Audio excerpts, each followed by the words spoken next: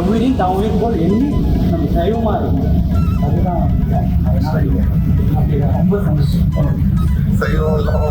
இல்லை உங்களோட ஆன்மீகம் உங்களோட இது எனக்கு தெரியும். இருந்த போதிலும் எனக்கு ஒரு சின்ன நெருடலோட உங்கள்கிட்ட தெரிவிக்கணுங்கிறதுனால தவறாக இருந்தாங்க. சரிங்க சரி குழந்தைங்களுக்கு சாப்பாடு போடணும். சரி.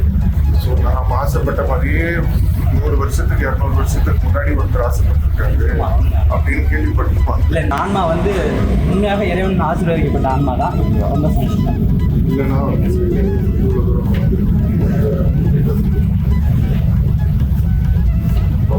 ஏன்னா உலகமே போற்றக்கூடிய ஒரு மனிதராக இல்லை, ஒரு மகானாக மாறினாங்க.